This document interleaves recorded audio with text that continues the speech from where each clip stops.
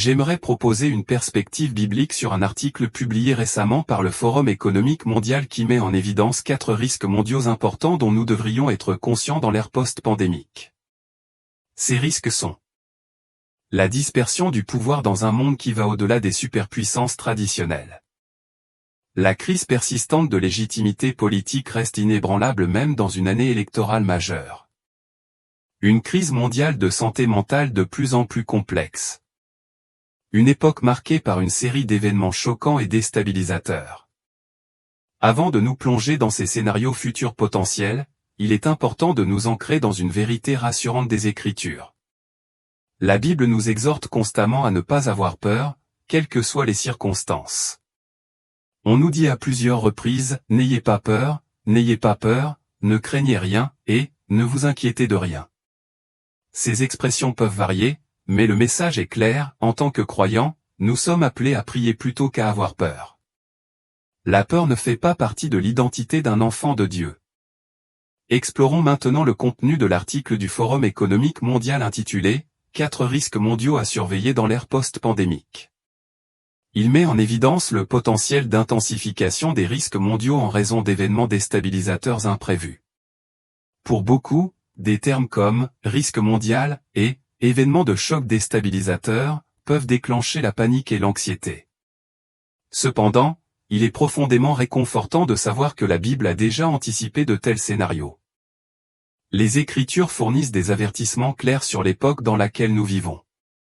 Par exemple, 2 Timothée 3:1 déclare « Sachez ceci, il y aura des temps difficiles dans les derniers jours ».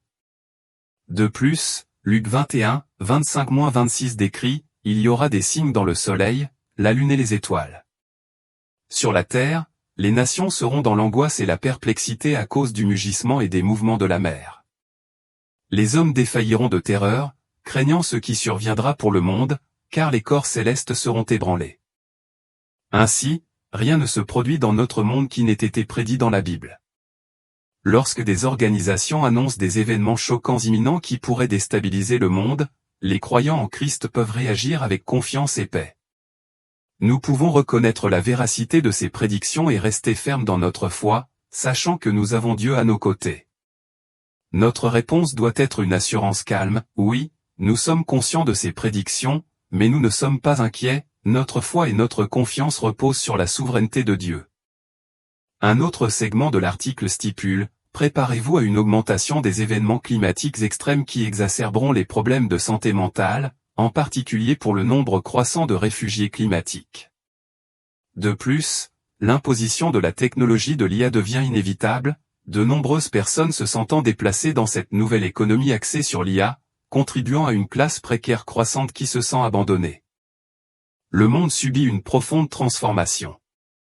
Si nous y prêtons une attention particulière, nous pouvons discerner que les courants changent. Un réveil spirituel se produit au milieu de ces changements.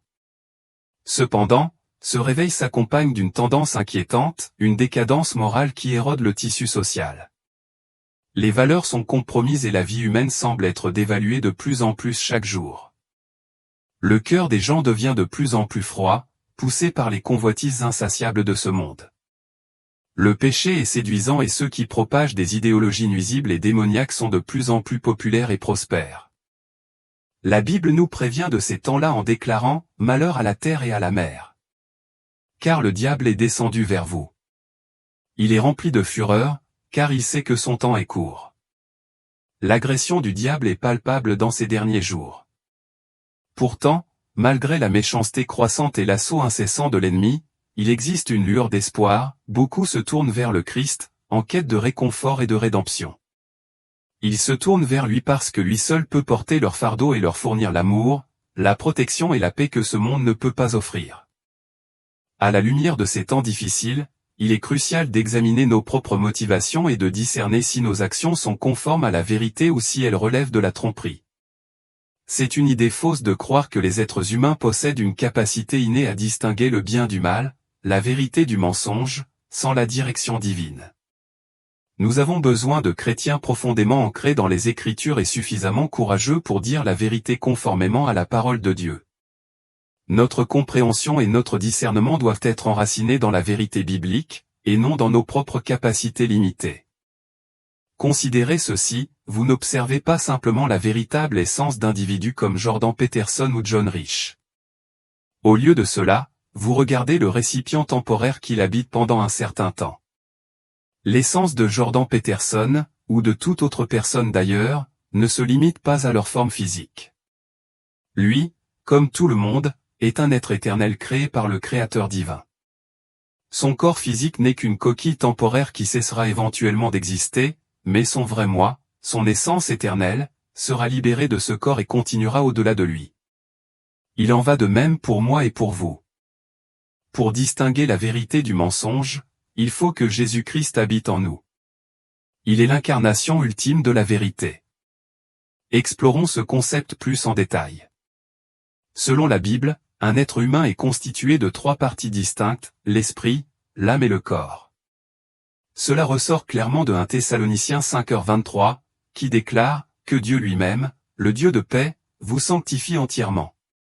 Que tout votre être, l'esprit, l'âme et le corps, soient conservés irrépréhensibles lors de l'avènement de notre Seigneur Jésus-Christ. Avez-vous compris? L'Écriture identifie 3 composantes de notre être, l'esprit, l'âme et le corps. Le cœur, qui réside dans l'âme, est le noyau de nos émotions, de nos affections et de notre personnalité globale. Il englobe notre volonté, notre raisonnement, notre intellect, notre mémoire et notre conscience.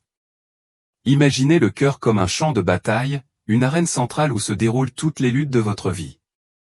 C'est là que se déroule le conflit entre le bien et le mal, où Dieu se bat contre les idoles terrestres pour obtenir votre allégeance.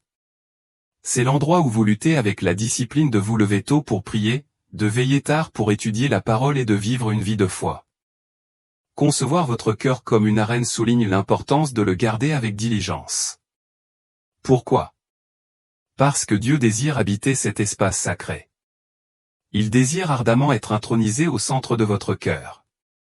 Pourtant, le diable aussi, ainsi que votre propre volonté et vos désirs égoïstes. Sans Jésus-Christ résidant dans votre cœur, vous êtes à la dérive, incapable d'aimer véritablement, de pardonner sincèrement ou de vaincre efficacement le péché. Si vous avez la véritable essence de la vérité qui vit en vous, ce n'est pas quelque chose que vous possédez par votre propre vertu. Par nature, nous sommes tous intrinsèquement imparfaits. Nous sommes nés dans le péché, qui est toute déviation de la perfection. Le péché ne se limite pas à des actes ouvertement terribles comme le meurtre, il englobe plutôt tout ce qui n'atteint pas la perfection absolue aux yeux du Seigneur. Ainsi, nous nous retrouvons perpétuellement empêtrés dans le péché, incapables d'y échapper par nous-mêmes. La seule façon de naviguer dans cette réalité et d'atteindre la vie éternelle est d'inviter le Fils de Dieu dans votre vie, de lui abandonner votre volonté et d'accepter sa grâce. Il est essentiel de reconnaître que personne n'est sans péché. La Bible le dit clairement dans Romains 3h10, comme il est écrit, il n'y a point de juste, pas même un seul. Placez votre espoir dans les gens, y compris les pasteurs ou les dirigeants, finira par vous conduire à la déception. Seul Jésus-Christ est parfait et ne peut jamais vous décevoir ou vous décevoir. En outre, nous devons faire face à la réalité d'une double vie. Il y a souvent un conflit entre notre personnalité publique et notre moi privé. Dieu voit le cœur et il observe ce qui se passe en privé et dans l'obscurité. Si nous prétendons être des disciples du Christ, nous ne pouvons pas nous permettre d'être divisés en nous-mêmes. La foi en Jésus-Christ exige un engagement total, il n'y a pas de place pour une approche neutre ou hésitante lorsqu'il s'agit des choses de Dieu. Parfois, la vie nous rappelle la réalité. Une douleur physique ou une maladie inattendue peuvent nous rappeler notre vulnérabilité et notre mortalité. De tels moments nous rappellent que nous ne sommes pas invincibles, ni des super-héros. Parfois, une tempête soudaine ou une épreuve peuvent nous surprendre, nous incitant à nous souvenir de notre dépendance envers Dieu. Ces épreuves ne sont pas de simples désagréments, mais des occasions pour Dieu de nous rappeler que nous avons besoin de lui, peu importe à quel point les choses semblent aller bien. Même dans les moments de succès et de stabilité apparents, nous devons nous rappeler que nous avons toujours besoin de Jésus. 1 Pierre 4, 17-19 offre une perspective profonde et stimulante, car c'est le moment où le jugement va commencer par la maison de Dieu. Et s'il commence par nous, quel sera le sort de ceux qui n'obéissent pas à l'évangile de Dieu? Et si le juste se sauve avec difficulté, que deviendront l'impie et le pécheur? Que ceux donc qui souffrent selon Dieu confient leurs âmes au fidèle Créateur, en faisant le bien. Ce passage ne nous incite-t-il pas à réfléchir profondément? Il nous rappelle à la réalité que nous sommes tous conscients qu'un jour de jugement viendra où chaque action et chaque décision seront évaluées par le Seigneur. Nous comprenons qu'il existe un livre de vie et que toutes nos œuvres seront éprouvées par le feu. Pourtant, ce qui me frappe dans ce passage de 1 Pierre, c'est le lieu où le jugement de Dieu est censé commencer. Le verset 17 déclare, « Car c'est le moment où le jugement va commencer par la maison de Dieu. » Cela implique que le jugement commence par nous, l'Église. C'est une révélation importante et qui donne à réfléchir. Cela signifie que le jugement de Dieu n'est pas réservé uniquement à ceux qui rejettent le Christ, mais s'étend également à ceux qui sont au sein de l'Église. C'est un puissant rappel que le jugement commence par ceux qui professent suivre le Christ. Considérez ceci, dans quelle mesure sommes-nous préparés à cet examen divin? Vous pourriez supposer qu'en tant que membres actifs de l'Église, nous serions toujours prêts pour le jugement de Dieu. Cependant, je crains que si Dieu devait exécuter son jugement maintenant, beaucoup d'entre nous pourraient se retrouver mal préparés. La réalité est que la Bible nous met en garde contre le danger d'être, à peine sauvés, même en faisant partie de l'Église. Cela suggère que beaucoup de ceux qui professent leur foi en Christ pourraient n'être sauvés que superficiellement, manquant de véritable profondeur spirituelle et de préparation. Ce passage nous met au défi de réfléchir à notre état spirituel et à notre préparation. Vivons-nous véritablement notre foi ou nous contentons-nous de faire semblant? Il nous appelle à évaluer notre relation avec Dieu et à nous assurer que nous vivons vraiment en accord avec sa volonté, afin de ne pas être pris au dépourvu lorsque le jugement commencera. Matthieu 7, 21-23 nous donne un avertissement frappant et qui donne à réfléchir, « Ce ne sont pas tous ceux qui me disent, Seigneur, Seigneur, qui entreront dans le royaume des cieux, mais celui-là seul qui fait la volonté de mon Père qui est dans les cieux. En ce jour-là, plusieurs me diront, Seigneur, Seigneur, n'avons-nous pas prophétisé par ton nom? N'avons-nous pas chassé des démons par ton nom? N'avons-nous pas fait beaucoup de miracles par ton nom? Alors je leur dirai ouvertement, je ne vous ai jamais connus, retirez-vous de moi, vous qui commettez l'iniquité. » Ce passage met en lumière une vérité cruciale, le simple fait d'appeler Jésus, Seigneur, et de s'engager dans des activités religieuses ne garantit pas l'entrée dans le royaume des cieux. C'est un puissant rappel que faire partie de l'Église et connaître la langue vernaculaire chrétienne ne suffit pas. Jésus souligne que le véritable test de la foi est de savoir si nous l'avons vraiment dans notre cœur. Il n'y a pas de place pour l'hypocrisie dans la vie d'un croyant. Nous devons être totalement engagés, vivre dans un amour et une dévotion authentique envers Dieu si nous voulons passer l'éternité avec lui. Cela soulève une question importante, combien de personnes dans l'Église aiment véritablement Jésus-Christ? Combien d'entre nous sont vraiment sauvés, et inversement, combien ne font que se faire passer pour authentiques? Dieu est pleinement conscient de ceux parmi nous qui sont des imposteurs et des hypocrites. C'est pourquoi le jugement doit commencer par l'Église. Il est essentiel de réfléchir à ce qu'il adviendra de ceux qui portent un masque de justice alors que leurs actions contredisent leur foi déclarée. Ces individus peuvent être extérieurement religieux mais intérieurement loin du véritable discipulat. Matthieu 6h nous avertit, « Gardez-vous d'exercer votre justice devant les hommes pour être vus d'eux, car autrement vous n'aurez pas de récompense auprès de votre Père qui est dans les cieux. » De même, Matthieu 6h5 dit, « Et quand vous priez, ne soyez pas comme les hypocrites, qui aiment prier debout dans les synagogues et au coin des rues pour être vus des hommes. En vérité, je vous le dis, ils reçoivent leur récompense. » Il est important de comprendre que nous ne devons pas assumer le rôle de juge des autres, car seul Dieu peut vraiment connaître le cœur. Cependant, nous sommes appelés à nous examiner avec diligence pour nous assurer que nous ne tombons pas dans le piège de l'hypocrisie décrit dans ces Écritures. L'introspection et la repentance sincère sont essentielles pour nous efforcer de vivre de manière authentique et fidèle dans notre relation avec le Christ. L'essence de ce message est un appel à examiner votre cœur. La Bible nous donne des commandements clairs à suivre, et si nous sommes vraiment en Christ, notre engagement à obéir doit être sincère. Les Écritures nous disent que ceux qui aiment Dieu sont également appelés à aimer leurs frères et sœurs. Cela soulève une question importante, combien d'entre nous se trouveraient en défaut à cet égard? Combien d'entre nous aiment véritablement leurs frères et sœurs croyants et leurs voisins? Il est essentiel de se rappeler que le jugement commence par la maison de Dieu. Considérez la traduction amplifiée de 1 Pierre 4, 17-18, car c'est le moment où le jugement doit commencer par la maison de Dieu. Et s'il commence par nous, quel sera le résultat de ceux qui ne respectent pas, ne croient pas et n'obéissent pas à l'évangile de Dieu? Et s'il est difficile aux justes d'être sauvés, que deviendront l'impie et le pécheur? La lecture de ce passage me rappelle la triste réalité selon laquelle nous ne sommes jamais aussi sûrs de notre salut que nous pourrions le penser. Sans la grâce de Dieu, nous pourrions facilement échouer. Par conséquent, écoutez ce message avec sérieux, le jugement commence dans la maison de Dieu.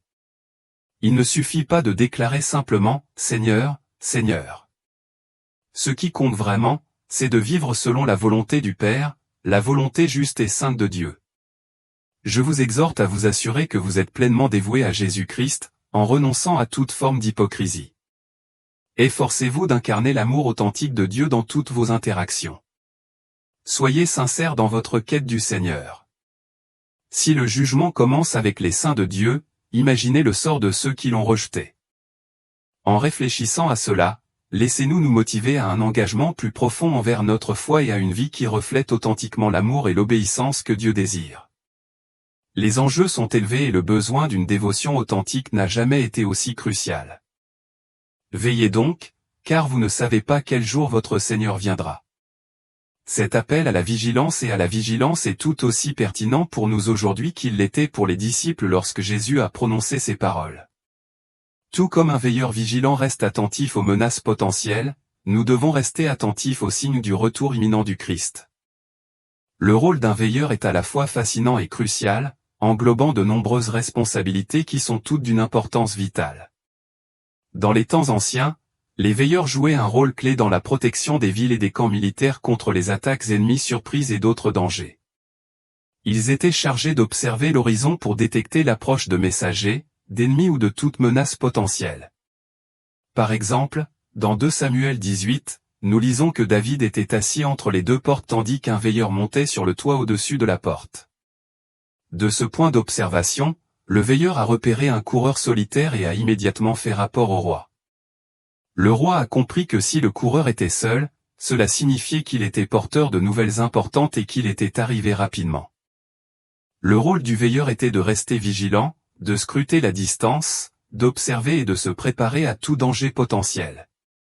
Ce rôle de veilleur n'est pas seulement historique, mais profondément symbolique pour nous aujourd'hui. Chaque chrétien est appelé à agir comme une sentinelle spirituelle. Nous devons être observateurs, évaluer et aligner notre vie sur la parole de Dieu.